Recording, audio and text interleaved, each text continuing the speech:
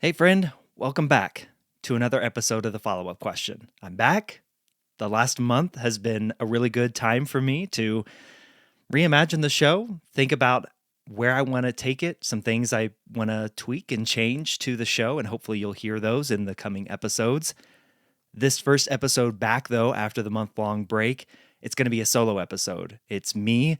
Now, I am going to bring in some audio from some interviews that I've done in the past, and you'll hear those familiar names and voices if you have listened to the show for a while. But before I get into introing the episode and starting off with the traditional question that I ask, I also want to let you in on a little secret as a listener of the show. And it's not so secret, but part of why I took the last month off from the show was to finish my book. And I am happy to say it's now available for pre order. The book is done. It's been sent off to the printer, and I'm waiting on the first draft copy to get back so I can review that and make sure everything looks good. And I'm aiming for a mid-October release. But starting now, you can actually go and pre-order your book at a discounted rate. It's $5 off right now. So instead of $22.99, which will be the price once the book actually launches, you'll be able to get it for $17.99. And you can actually pre-order it. And what you'll get with that pre-order is you'll get it as soon as it is released. You'll get it before anyone else can even order it. And you'll get a signed copy. I don't know if that means much to you, but that's part of what I'm going to do here. So I am so excited about this. The book is called Can I Ask a Question? And it is a journey through the lessons that I've learned, the things that I've heard, the themes that I've pulled out of all of the interviews that I've done here on this show. And what I've come to find through all of these interviews, through all of these conversations, is a method of navigating through conflict, through communicating through conflict, and when disagreement is present, that I call the ask then see method. And of course, you're going to have to read the book to get the full details, but also the next episode after this one, I'm going to explain what the ask then see method is. And like I said, it is fully covered in the book. The book is the outline of how we get there, of what it takes to follow the ask and see approach to conflict communication. So if you want to pre-order the book, you can go to michaelashford.com/can I ask a question? All one word, no spaces. The link is actually in the show notes of this episode, and you can pre-order the book. Like I said, you'll get it before anybody else can even order it. And yeah, I'll sign the inside of the book as well, so you have a signed copy. I'm so excited about this. This is literally years in the making. Just a few months into doing this show, I thought there's something here that I can tease out. And certainly every conversation that I've had has just added to it. And what has been really, really cool, or difficult, I should say, is every conversation that I have, there's something to be learned. And I got to this point where I was like, I got to write the book and just stop thinking that this next person that I interview is going to add to the book. There had to be a stopping point, and so that's what I've attempted to do. But yeah, so excited, and hopefully it means something to you when you read it. That it does give you an outline and a path, and is a good summarization of all of the things that you've heard on this show. And I don't know if summarization is a word. Summary. We'll do that. So again, michaelashford.com/can I ask a question? It's a $5 off pre-order, and you'll get your book before everyone else. So that is one piece. The second piece is when I get back to interviews here on the show, something else that a change that I'm going to do is at the end of the interview, rather than just letting the interview stop and then going into the outro, I'm actually going to give you a very quick communication takeaway, a tip or something that I heard the guest say that can inform how we communicate better with each other. That's what the intro to this show talks about, that I want to teach you how to better communicate with others. And so I want to do that by teasing out and pulling out what you might call the main thought or the key thought from the guest that I thought was the most relevant to how we accomplish that, how we communicate well. And so that's an exciting change that I'm going to be making to the show that I hope accomplishes the goal of what I set out with this show was to teach you how to communicate well with others, especially when conflict is present. So stay tuned for that once the interviews get started. But today, I've got a solo episode. We're talking about listening, and not just listening, but active listening. I've titled this episode The Misunderstanding of Active Listening, and we're going to get into why I believe there is such a misunderstanding about it. So, as we begin this latest episode of the follow-up question, I have a question for you. For you, what does it mean to be a good listener?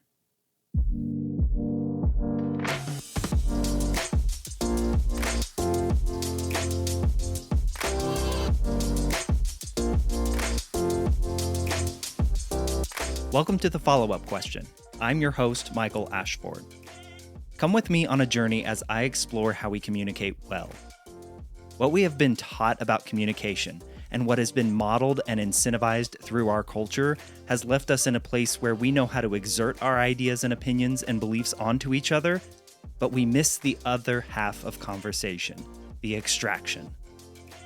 My aim with this show is to bring you perspectives and ways of looking at issues or topics that perhaps you haven't considered before.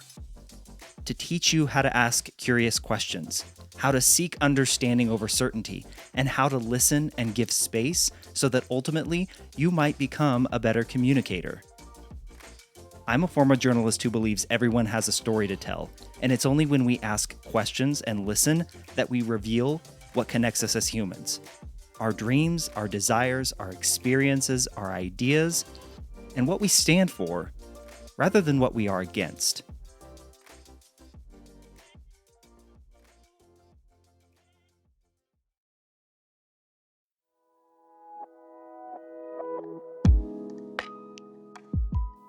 After I left the professional journalism world, I went to work at a government website software company as a project manager. And I enjoyed project management and helping my customers successfully launch their website projects. And I was ambitious. So I quickly rose up the ranks in that company until a couple years later when I became the director of marketing. At the same time, there were several other people at the company who had also been promoted into director roles like I had just been. So the executive team brought in a leadership consultant to work with each of us on our managerial skills.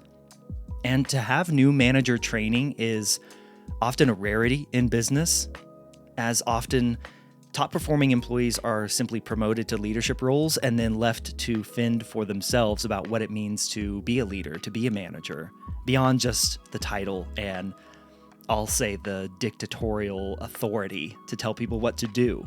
Leadership is so much more than that. I was grateful that I and my fellow new directors were going to get some help in learning how to be better managers and leaders. But whatever appreciation I felt about the training was quickly dashed when the consultant had us participate in a 360 review. Now, if you're unfamiliar with the 360 review process or what it is, it goes like this. Other employees anonymously review you on your strengths and weaknesses with this feedback collected from employees that you manage, employees that are on the same managerial level as you, and then those employees who are more senior to you. Thus, the 360-degree title. These reviews are supposed to give you a holistic 360-degree view of your performance and capabilities. Now, I wasn't opposed to the 360 review itself. My skepticism of the process grew out of the consultant's advice on how I might be able to improve in one area my colleagues identified as a skill that I lacked: listening. Admittedly, I wasn't a great listener at the time. I tend to be pretty good at coming up with ideas, and I'm quick to turn those ideas into action, and this hard-charging mentality served me well in a lot of ways. But it also presents some real challenges.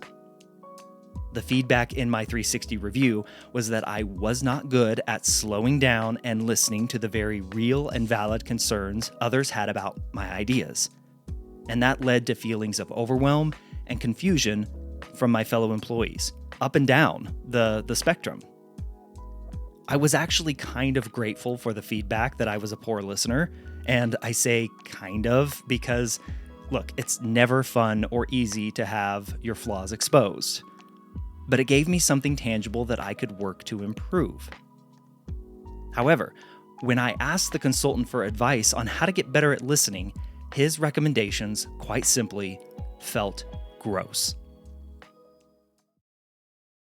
He told me I should commit to the practice of active listening as a way to make others feel more heard when they were around me. He suggested that when I share my ideas at meetings, I should hold my palms out on the table in front of me to make it appear as if I am open to feedback and try not to cross my arms or lean back in my chair when others are speaking. He said I should try to nod my head more and that I should occasionally offer assurances like, I understand, or when someone was speaking to me.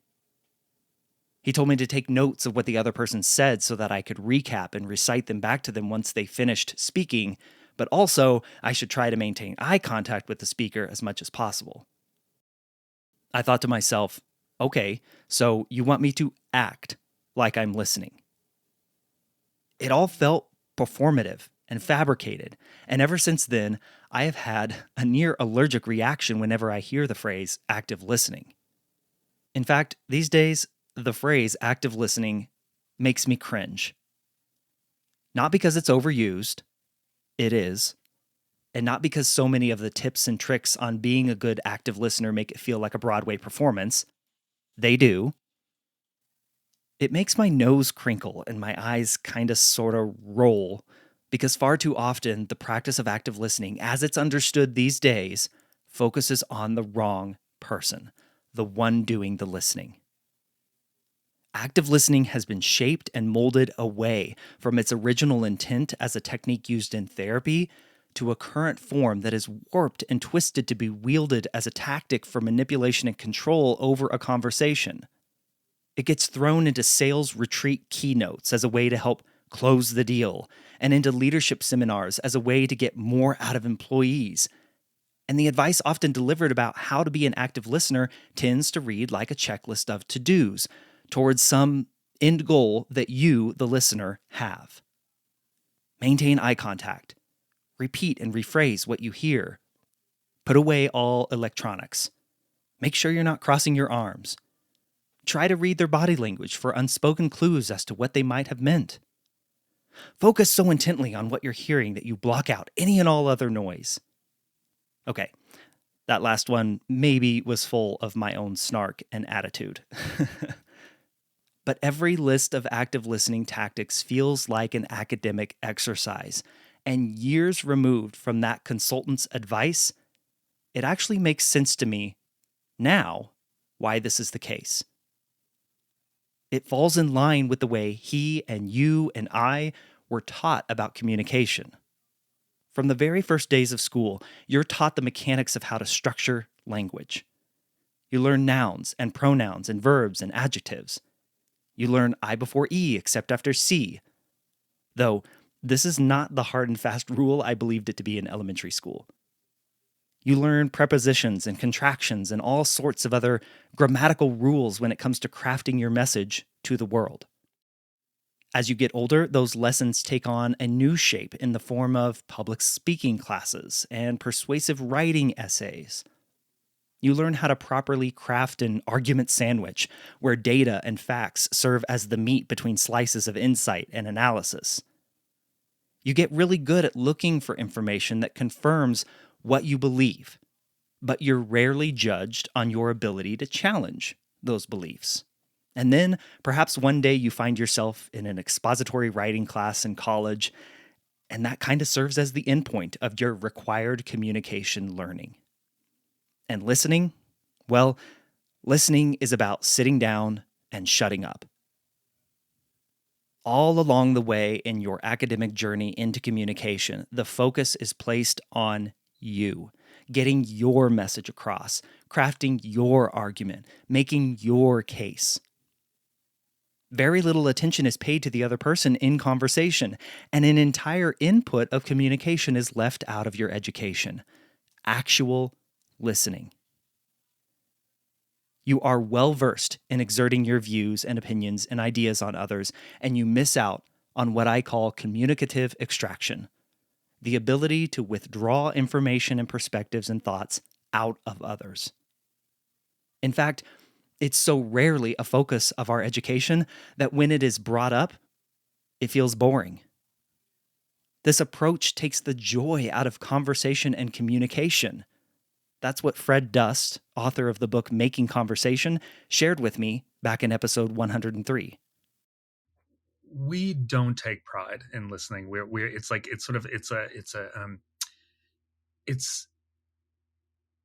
a thing that we're sort of told to do. So what I think is really fascinating from an early childhood, listening is kind of almost punitive in the way we talk about it. I was talking to somebody who ran a political campaign for a mayor, and they were like, well, at some point he had no choice but to listen.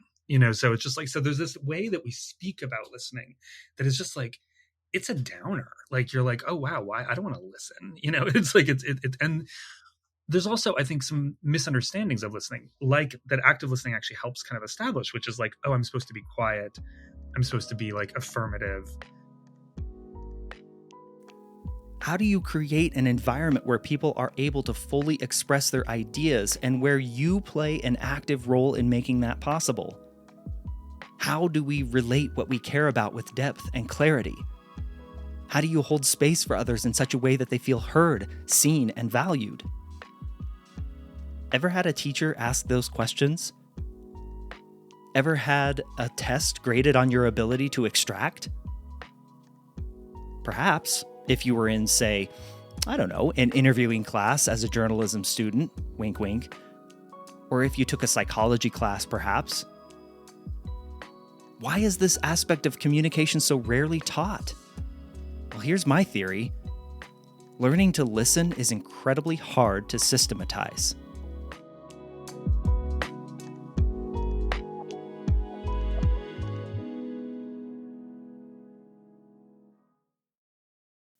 The truth is, out of 7 billion plus people on this planet, only one person knows for sure whether or not you're actually listening. And that person is who you see in the mirror. And so it makes sense that active listening advice often centers on the one doing the listening. And look, it's not that I think active listening advice is bad. Many well-intentioned people are trying to help us communicate better with each other by teaching the mechanics of active listening. It just isn't effective most of the time because the goal is misunderstood. It's been hijacked by business types, journalists, and social media self-help gurus as a way to divert conversations away from understanding and towards an outcome the listener has predetermined.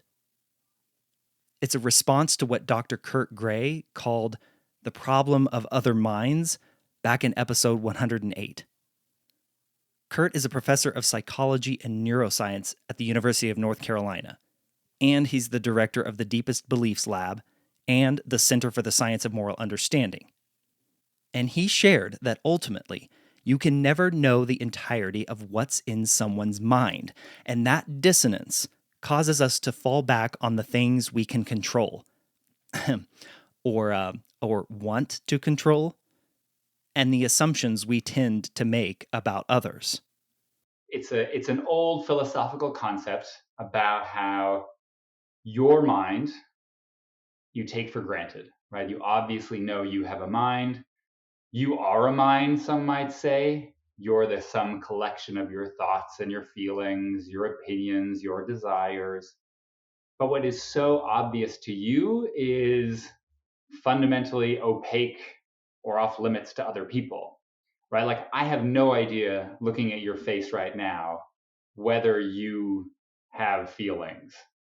I just don't know. Like, you're smiling. Maybe you're smiling because you're wondering how I might taste with a Chianti if you chopped me up and boiled me, right? I don't know. And that's the problem of other minds, because you cannot know what's in the minds of other people. You don't know if they're capable of feeling pain or feeling pleasure, or if your blue is the same as my blue. Perhaps it's yellow. Do strawberries taste the same to me as to you? And so for all these reasons, it's hard to understand what's happening in other people's minds. And we erroneously assume oftentimes that people have bad feelings or evil expectations of us. And for that reason, right? Conflict can spring up in all sorts of places. Those assumptions about other people that Kurt describes, as you try to make sense of what you fully understand within your own mind, over time, those assumptions get a label attached to them, and that label is truth. There are few words that have been abused as much as truth has over the last decade. Because if you consider what you just heard Kurt say, that the way I taste strawberries might not line up with how you taste them, to use the simplest, least harmful example, oftentimes this notion of truth only fully exists within your head. Sure, there are truths out there that we all agree on. At least, I think we do. It's really hard to sort all of this out after talking with Kurt. But take gravity, for instance. I think you and I would agree that it is true that if I leap from my deck in the backyard, without any other rigging or attachments or anything else, just me, I'm going to fall to the ground and likely seriously hurt myself. Going back to what you were taught in school, truth exists quite nicely in a state of unquestioned bliss when it comes to subjects like, algebra and chemistry. Although one could argue that even in those fields of study, truth is continuously being upended. After all, it's the core of the scientific method, the exploration to prove wrong what the current evidence tells you is true. But let's stipulate that for the most part, truth is far easier to prove and agree upon in the fields of math and science. But how can that possibly be true when it comes to emotions, feelings, relationships, conversations, morals, ethics, all the human interactions that have been labeled as soft skills, but would serve us well to be a part of a well-rounded educational curriculum? Even the lens through which we now view historical events and eras cannot be called perfect. Instead, there is far more interpretation, context, and nuance needed than what is traditionally taught in our K-12 history lessons. This is where my truth can begin to diverge from the truth, especially when we disagree with each other and when conflict is present and our journeys through the world don't align. We are nothing if not the sum of our experiences and our surroundings, and a big problem starts to occur when my truth starts to be expressed as the truth, capital T. When my way of looking at the world, based on my very specific experiences and perspectives, morphs into the right way. And when my way is the right way, all other ways become the wrong way. Do you see where this is going? If my truth is the truth and my way is the right way, anyone who opposes me, real or imagined, becomes an enemy. And so we skew our communication back to what we've been taught. Make your case, state your truth, win. That's why we've heard the word truth snuck in through the back door with phrases like alternative facts or trust the science. We morph what's in our head into the truth, capital T, which, unless you're able to fully express what that means to others, that's where it stays in your head. And that's where it becomes easy to want to control conversations, where you believe the other person just doesn't have enough information, where it feels morally wrong or perhaps even dangerous to enter into curious conversations with others who don't believe, act, and think like you do. Or at least, that's what you assume. Other minds are ultimately inaccessible to us. And so we shouldn't be quick to make assumptions about how someone else is feeling, right? And what that means is that we should be motivated to understand what is hidden behind someone else's face, since their mind, right? And so I direct the Center for the Science of Moral Understanding. And the understanding part is crucial to that because we need to ask questions. We need to reach out. We need to, study what people are thinking and feeling and how they're coming to their world, right? When you come to a conversation with someone you disagree with, you should ask questions about how they arrived at their beliefs, as you did to me. How did you get here? Why do you think this belief is reasonable, right? It's not, and not an argument, right? It's like a quest for mutual understanding. So that's the understanding part. And then the second part is the moral part, right? Moral understanding. You need to recognize that other people share the same moral mind as you do. And there's other theories out there, popular theories, that argue that liberals and conservatives have these different moral bases, right? Our minds are divided and we disagree about kind of what values we moralize. I think that's not true. The science doesn't support that view. I think we all have the same moral mind. It's ultimately grounded in protecting people we care about from harm. And we make assumptions about how the world works, and that concern about harm transforms itself differently based on our culture and our politics. But ultimately, we have the same moral, basis. And then by asking questions, trying to understand each other, we can come to moral understanding, right? Recognize the morality in each of us and give each other the benefit of the doubt when moral disagreements or conflict come up.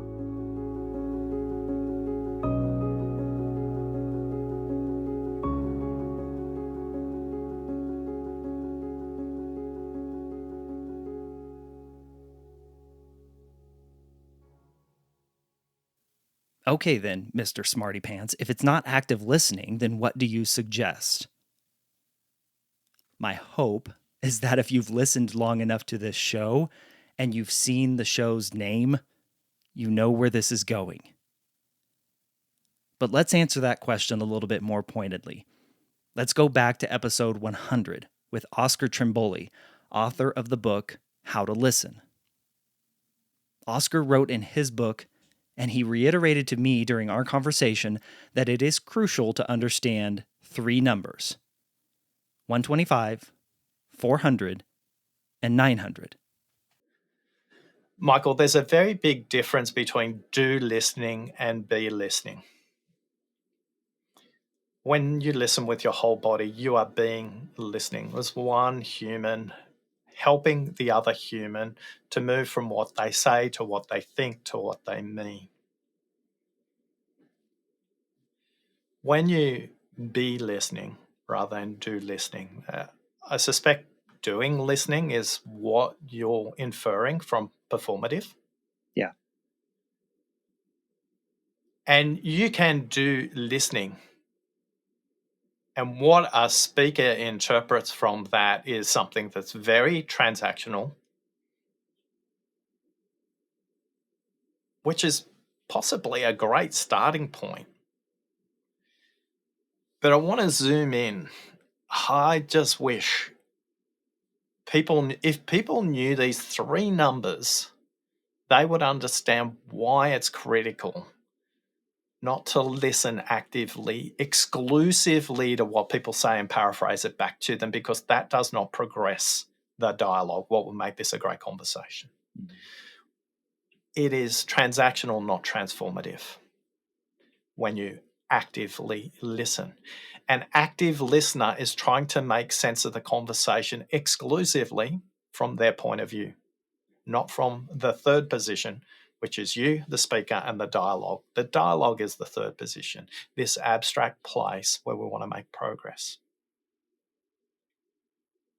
So to move from transactional to transformative, so they move from being seen to being valued and heard, is these 3 numbers will liberate the way you think about listening. 125, 400, and 900. 125 words per minute, that is the speaker's speaking speed on average. The range, about 125 to 150. You can listen much faster, up to 4 times faster. You can listen to YouTube videos, and quite possibly you're listening to this podcast at 1.5 times speed. 900 is the most important number here, though. 900 is the thinking speed of the speaker. Now, if you work in collaborative, competitive, or high conflict environments that require creativity, You may be thinking at up to 1,600 words per minute. But just pause for a moment and think about that maths. If I'm thinking at 900 words per minute and I can only speak at 125, if I actively listen to the first 125 words that somebody says and paraphrase that, I am actively listening and paraphrasing to 14% of what somebody thinks, to 14% of what somebody means, to 14% of the possibilities in a conversation. Now, if you just ask one more question, you could double the possibility that you could help all of us make progress. If you want to go by steps, yes, you can actively listen to somebody. They will feel heard. Will they feel seen and valued? Probably not. One of the things in the invitation in the book, Michael, is make sure you tune your body like an instrument before you go into a conversation, because you cannot do any of what I'm talking about unless you prepare your mind, your eyes, your ears, your heart for listening. And that is easy to say, but very difficult to practice. This is where the definition of listening takes a turn.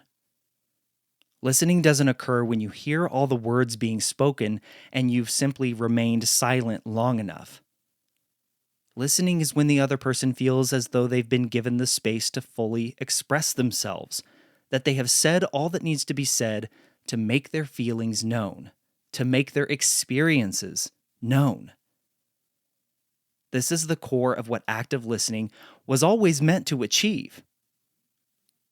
But to make this possible, my friend, you must get curious about the other person and ask them questions. When someone finishes speaking, rather than respond by stating back to them what you think they meant, or trying to gauge what you think they meant by reading body language, or trying to deduce deeper meaning from what they said and how they said it, recognize that there is far more to be said than what you just heard, and just ask them. What did you mean by that? Can you explain that a little more? Will you give me an example of what you mean?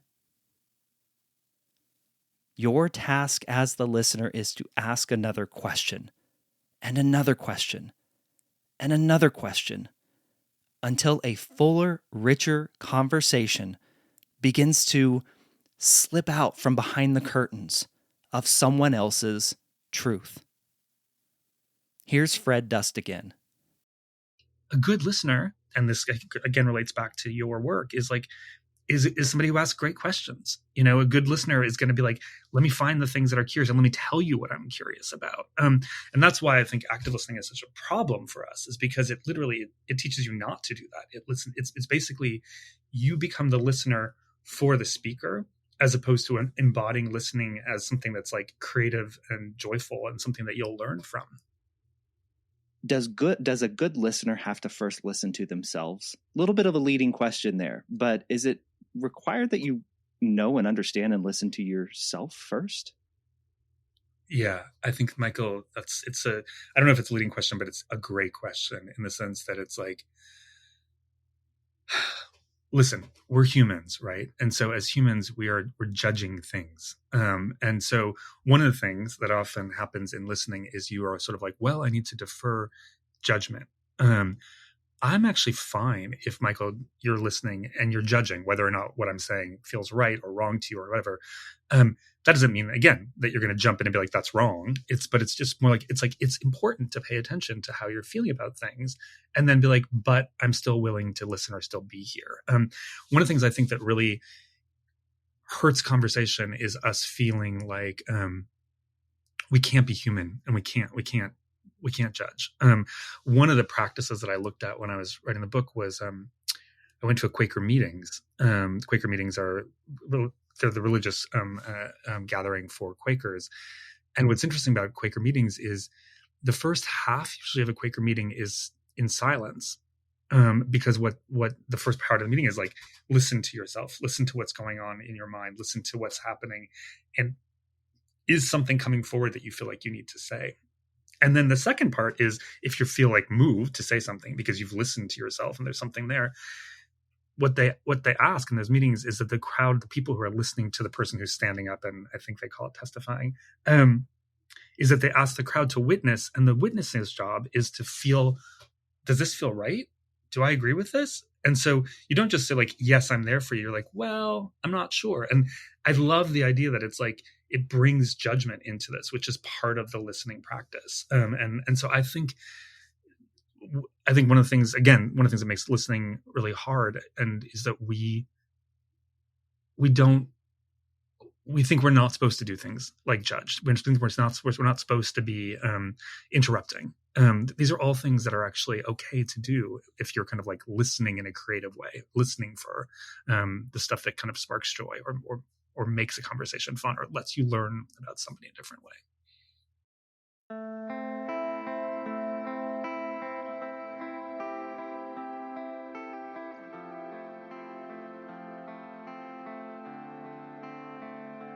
In case it's not clear, a great listener helps the person speaking get their thoughts out of their head by asking questions so that a fuller, richer, more creative conversation can take place. Most active listening advice will include asking questions as a step along the way, but I'm here to tell you that asking questions is the way to listen well. Because to ask a great follow-up question, and another one, means that you have to actually listen. And the only person in the world who knows if you are truly listening or not is you. And getting yourself in the right mindset to ask questions of others requires asking some questions of yourself first.